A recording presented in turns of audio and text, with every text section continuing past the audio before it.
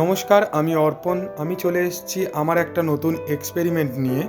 আজকে ছিল সানডে, তো সানডে লাঞ্চটা সবার জন্য স্পেশাল করার উদ্দেশ্যে আমি সকলের জন্য বানিয়ে নিয়েছিলাম, বাড়ির সবার জন্য, মালাই চিকেন কাবাব। তো মালাই চিকেন কাবাব বানানোর জন্য আমি যেটা প্রথমেই করেছিলাম, চিকেনটা এটা ম্যারিনেট করার জন্য, এটা আমি চিকেনের সাথে পেঁয়াজ, আদা, রসুন, ধনেপাতা, শুকনো লঙ্কা, কাঁচা লঙ্কা, একটু ব্রেড মানে পাউরুটি সব একসাথে মিক্সিতে পেস্ট করে 1 ঘন্টার জন্য রেস্টে আমি ফ্রিজে রেখে দিয়েছিলাম এটাকে। তারপর 1 ঘন্টা পরে আমি এটাকে ফ্রিজ থেকে বের করে আস্তে আস্তে কাবাবের শেপ দেওয়ার জন্য প্রস্তুত হচ্ছিলাম। তো আমি তখন বৌদিকে ডেকে নিলাম, বৌদি আমাকে হেল্প করার জন্য হাতে তেল লাগিয়ে নিল। আর আমি কাবাবটা ঠিক করার জন্য আমি স্টিক খুঁজে পাচ্ছিলাম না, তো যার জন্য পেন দিয়ে একটু করার চেষ্টা করছিলাম। তো পেন দিয়ে ভালোই হচ্ছিল, মানে পেন দিয়ে বৌদি করছিল, যেটা জিনিসটা ভালো হচ্ছিল, বাট মিডিলের যে গ্যাপটা, ওই গ্যাপটা একটু বেশি বড় হয়ে যাচ্ছিল, যার জন্য আমরা কিছুক্ষণ পর পেনটাকে দেখতেই পাবেন যে পেনটাকে চেঞ্জ করে আমি একটা অন্য স্টিক ইউজ করব এটার মধ্যে। তো এর মাঝখানে যে ফুটোটা করা হচ্ছে, এটার উদ্দেশ্য একটাই, যে যখন কাবাবগুলো গ্রেভির মধ্যে দেওয়া হবে, তো কাবাবটার ভেতরটা যাতে একটু জুসি জুসি ফ্লেভার, মানে জুসি ব্যাপারটা আসে, তো যাতে ফ্লেভারটাও ভেতরে ঢোকে, খেতেও জিনিসটা ভালো লাগে, যাতে হার্ড না হয়ে যায় ব্যাপারটা, তার জন্যেই এইটা কাবাবের স্টাইলে করে জিনিসটাকে আমি মানে ফ্রাই করে নেব, ডিপ ফ্রাই করে নেব। আপনারা চাইলেও এটাকে স্যালো ফ্রাইও করতে পারেন বাটার দিয়ে, বাট আমি এটা তেলের ওপরে বাটার দিয়ে, তেলের সাথে বাটার মিশিয়ে অ্যাকচুয়ালি তো এটাকে ডিপ ফ্রাই করেছিলাম। তো দেখতে থাকো আস্তে আস্তে কীভাবে কী করছি প্রসিডিওরটা। আমাকে সম্পূর্ণভাবে ভিডিওটা করার জন্য হেল্প করেছে আমার একটা বৌদি। তো দেখো আমার কীভাবে রেসিপিটা এগোচ্ছে, বা তোমরা যদি এটা বাড়িতে করতে চাও তো করে মানে ভিডিওটা পুরো শেষ অবধি দেখো, দেখে একবার বাড়িতে ট্রাই করো। আশা করি তোমাদেরও খুব ভালো লাগবে। আমাদেরও বাড়ির সবার খেয়ে খুবই ভালো লেগেছিল, সবাই খুব ভালো বলেছিল। তো এইভাবে আস্তে আস্তে এই যে দেখো এখন চেঞ্জ করে নিয়েছিল স্টিকটা, এই স্টিকটা দিয়ে খুবই ভালো হচ্ছিল ব্যাপারটা। স্টিক দিয়ে করার পর অনেক করতে হয়েছিল, কারণ বাড়িতে অনেক লোকজন। তো করার পর আমি এই ফ্রাইং প্যান বসিয়ে দিয়েছিলাম, ফ্রাইং প্যানের তেলটা গরম করতে দিয়েছিলাম, আর 1 প্লেট আমি নিয়ে চলে এসেছিলাম রান্নাঘরে, কারণ আমি এটাকে ডিপ ফ্রাই করার জন্য। ওদিকে বৌদি ওগুলো বাকিগুলো তৈরি করছে। তো দেখো আমি তেলের মধ্যে অলরেডি দিয়ে দিয়েছি কিছুটা, তো এগুলো আস্তে আস্তে ভাজা হচ্ছে। তো ভাজা হয়ে যাওয়ার পর আমি এটা এদিক ওদিক করে একটু হালকা লালচে করে ভেজে তুলে নেব জিনিসটাকে, কাবাবগুলোকে। তো এখন ভাজার পর্বটা চলছে, তো জিনিসটা পুরোটা ভাজা হয়ে যাক, তারপরে আস্তে আস্তে দেখতেই পাবে আমি কি করছি পুরো প্রসিডিওরটা।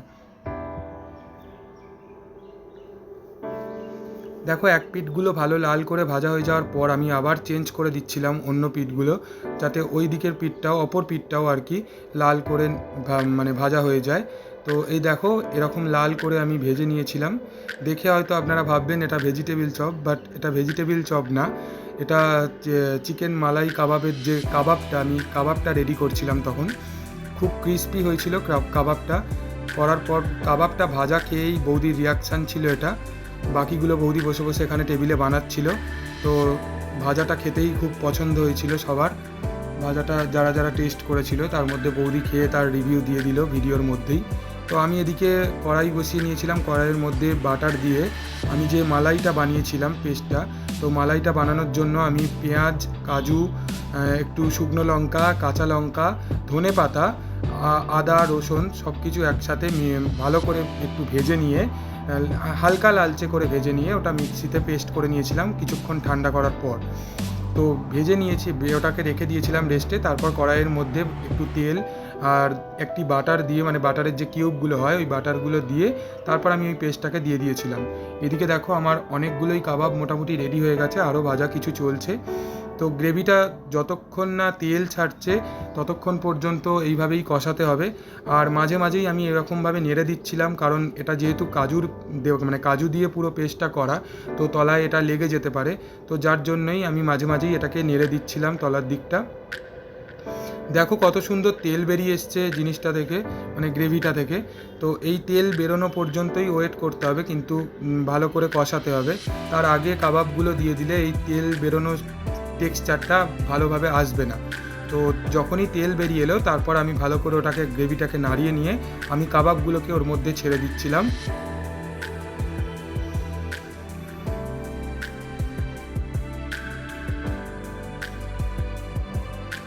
কাবাবগুলো ছেড়ে দেওয়ার পর ভালো করে ওটাকে মানে গ্রেভির সাথে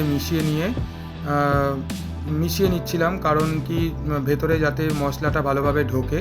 তো গ্রেভিটা অনেকটাই মোটা হয়ে গিয়েছিল দেখতেই পাচ্ছ, তার জন্য আমি একটু গরম জল ইউজ করছি। হটের মধ্যে গরম জল করা ছিল, হট থেকে আমি গরম জলটা ওতে ঢেলে দিলাম।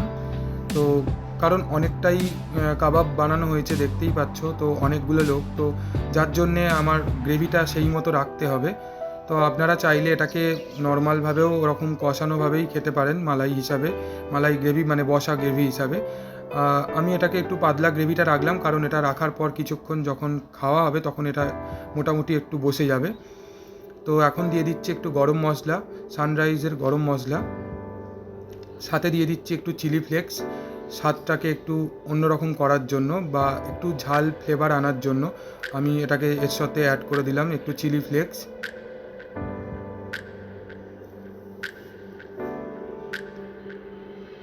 তারপর জিনিসটা ভালো করে ফুটিয়ে নেওয়ার পর যখন জিনিসটা দেখছি ভালো করে ফুটে গেছে বা চিকেনগুলো ডুবে গেছে, ভালো করে সিদ্ধ হয়ে গেছে, তো তখন আমি দিয়ে দিলাম ফ্রেশ ক্রিম উপর থেকে। ফ্রেশ ক্রিম দেওয়ার পর দিয়ে দেবো বাটার। এই কিউব বাটারগুলোর কথাই তখন বলছিলাম, এই কিউব বাটারই আমি তেলের মধ্যে দিয়েছিলাম তখন একটা কিউব, আর এখন দিচ্ছি একটা কিউব।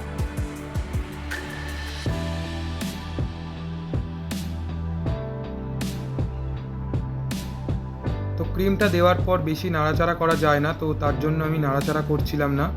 তো এখন একটু নেড়ে দিলাম নিচের দিকটা যাতে না ধরে যায় নিচেটা। তো এবার দেখতে থাকো কী দিই, এরপর কী দিই।